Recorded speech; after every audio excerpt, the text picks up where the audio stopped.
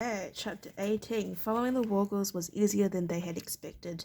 The creatures were single-minded, concentrating only on the task in hand, which was to take the Celt miners to their end destination. They feared no attack in these parts, having already driven the occupants out, so they posted no forward scouts or sweepers. Their constant chanting, ominous as it might sound at first, also served to mask any sound that might have been made by their pursuers. At night they simply camped wherever they might find themselves to be. The miners remained chained together and sentries were posted to keep watch over them while the rest of the group slept. By the beginning of the second day, Will began to have an idea of the direction the Wargles were heading. He had been riding some 30 meters in the lead, relying on Tug to sense any danger ahead. Now he dropped back a little, waiting for Horace and Evelyn to come level with him. "We seem to be heading for the fissure," he said, more than a little puzzled. Already in the distance they could make out the high brooding cliffs that towered over the massive split in the earth. Celtica itself was a mountainous country, but Morcath's domain reared hundreds of meters above it. "I wouldn't care to come down those cliffs on ropes and scaling ladders," Horace said, nodding towards them. "Even if you did, you'd have to find a level space on the other side to cross from," Will agreed.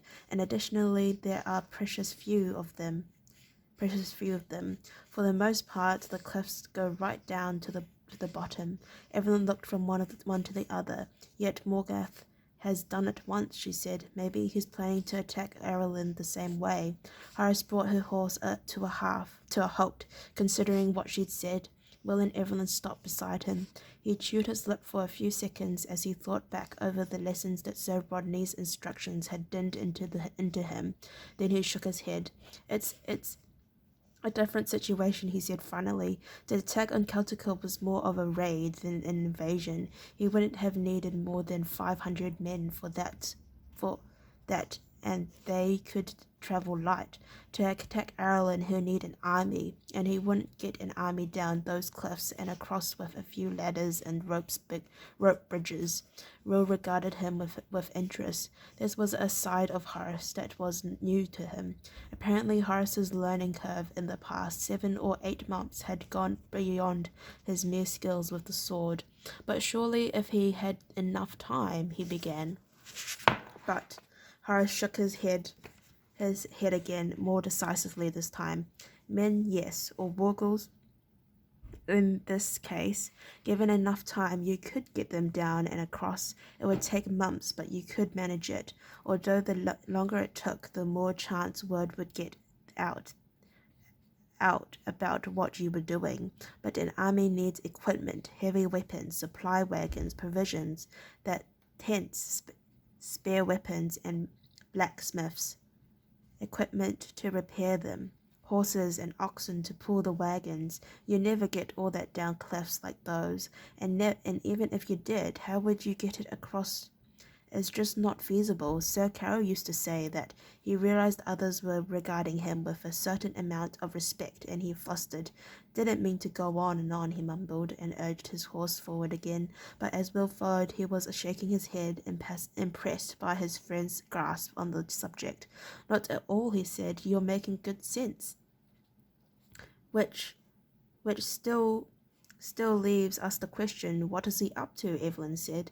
Will shrugged. "I suppose we'll find out soon enough," he said, and urged Tug forward to take up the point position once more. They found out the following evening. As before, the first hint as to what was taking place came by sound, the ring and thud of hammers striking a stone or wood. Then they heard a thinner sound as they drew close, a constant but irregular cracking sound. Will signaled for the others to stop, and dismounting, he proceeded carefully along the road to the final bend.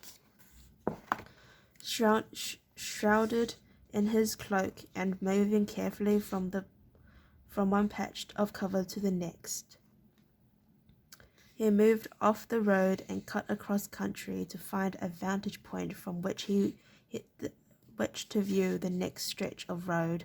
Almost immediately he saw the top of the massive wooden structure that was being constructed. Four wooden towers, linked by heavy rope cables and a timber framework.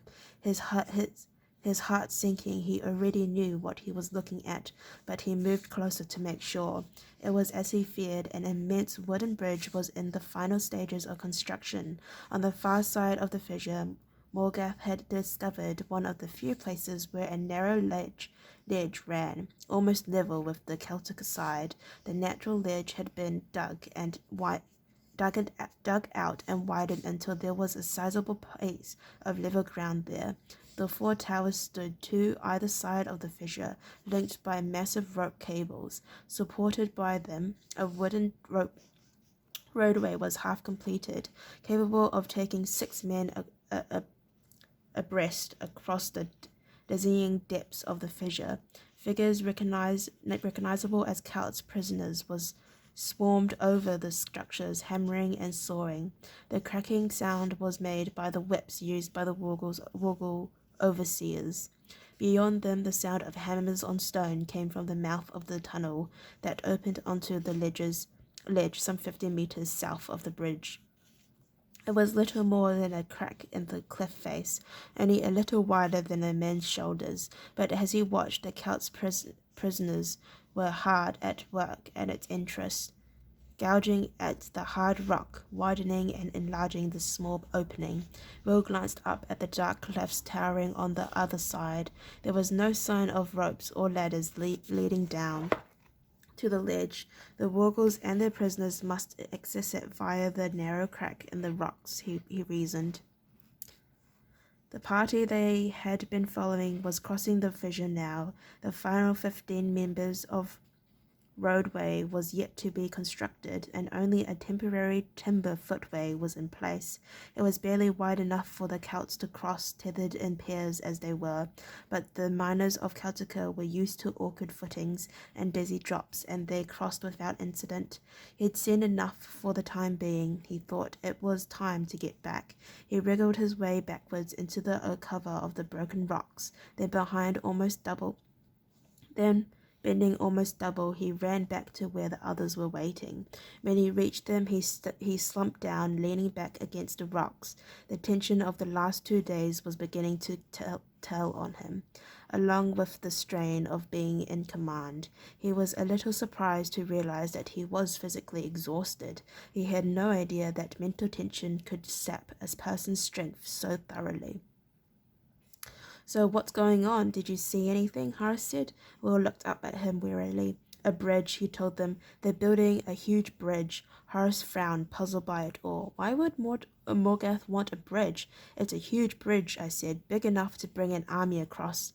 Here we've been discussing how Morgath couldn't move an army and all its equipment down the cliffs and across the fissure, and all the time he's been building a bridge to do it."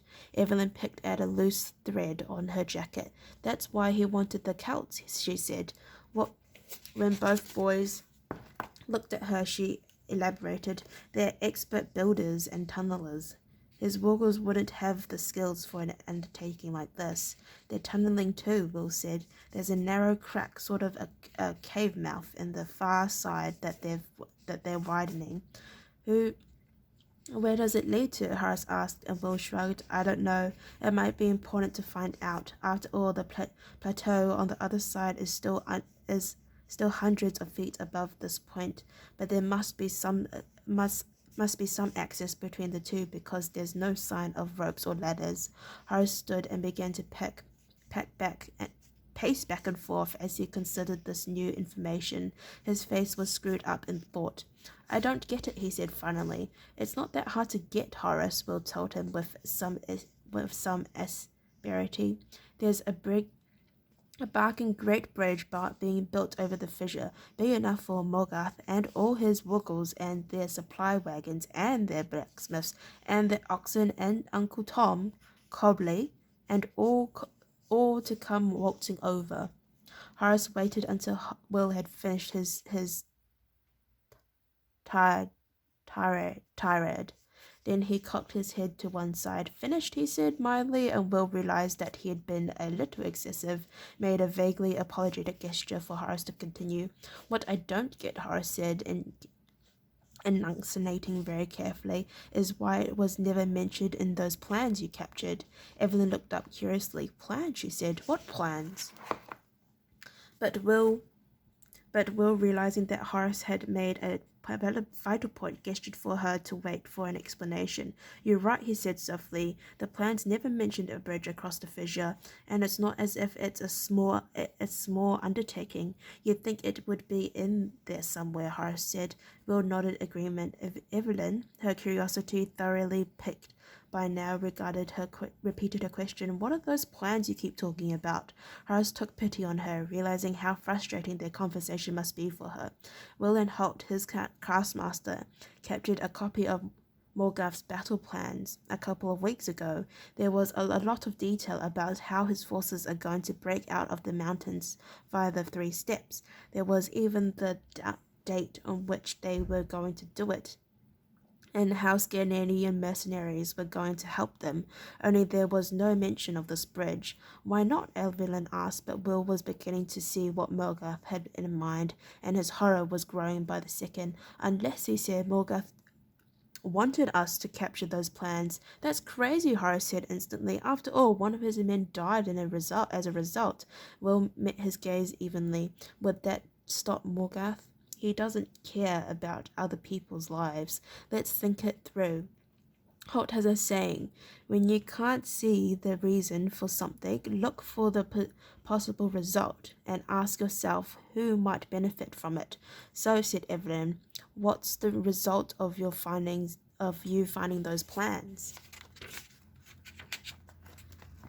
What's the result of you finding those plans? King Duncan has moved the army to the plains of Utal to block 3 past steps, said Horace promptly. Evelyn nodded and continued with the second part of the equation.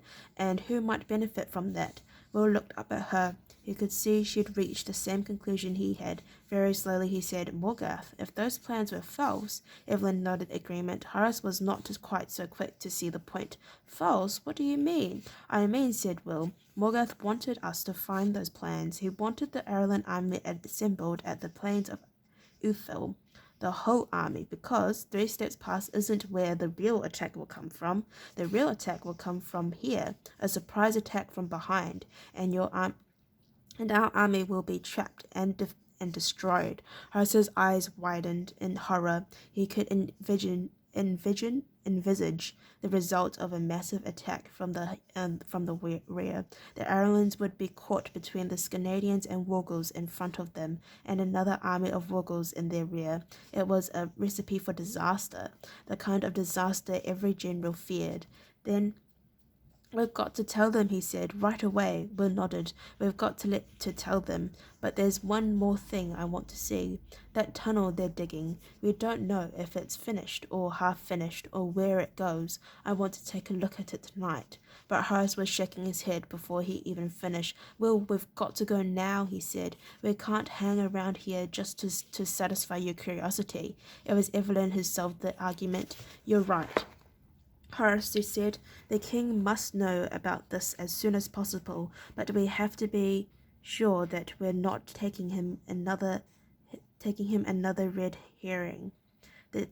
The tunnel Will's talking about could be weeks away from completion, or it could lead to a dead end. This whole thing could be yet another ruse to convince the army to divide forces to protect their rear. We have to find out as much as possible. If that means waiting a few more hours, then I say we wait. Will glanced at the girl curiously. She certainly seemed to have more of an air of authority and decision than one would expect from a lady's maid. He decided that Gillen's theory was correct. It'll be dark in an hour, Horace. We'll go across tonight and take a closer look. Horace looked from one of his companions to the other. He wasn't happy. His instinct was to ride now as fast as he could and spread the word of this bridge, but he was outvoted, and he still believed Will's powers of deduction were better than his own. He was trained for action, not this torturous thinking. Reluctantly, he allowed himself to be convinced. "All right," he said. "We'll look tonight, but tomorrow we leave." Wrapped in his cloak and moving carefully, Will returned to his former vantage point. He studied the bridge carefully, thinking that Holt would expect him to be able to draw an accurate plan of the structure. He hadn't been in position for more than the 10 minutes when a horn blast rang out. He froze, terrified for a moment. He thought it was an alarm and that an alert sentry had spotted him moving among the rocks. Then he heard more cracking of whips and the grunting cries of the Wurgles, and he raised his head. He saw that they were driving the Celts off the bridge and back towards the half-finished tunnel. The prisoners, as they went down their tools in stacks, Wurgles began reshackling them to a central leash. Glancing up to the west, Will saw the last curve of the sun dropping behind the hills, and he realized that the horn had simply been sounding the end of the working day. Now the prisoners were being returned to wherever it was that they were kept. There was one brief alteration a few meters from the tunnel mouth as two of the Celts prisoners stopped to try to lift a prone figure that lay there. Angrily, the Wurgles guards scourged them forwards, beating the miners away with their whips and forcing them to leave the still figure where it lay. Then, one after the other, they filed through the narrow entrance of the tunnel and disappeared. The shadows of the huge bridge lengthened across the hillside. Will remained unmoving for another 10 minutes, waiting to see if any Wurgles re-emerged from the tunnel. But there was no sound, no sign of anyone returning. Only the still form lying by the tunnel mouth remained. In the rapidly worsening light, Will couldn't make it out clearly. It looked like the body of a miner, but he couldn't be sure. Then the figure moved, and he realized that, whoever it was, he was still alive.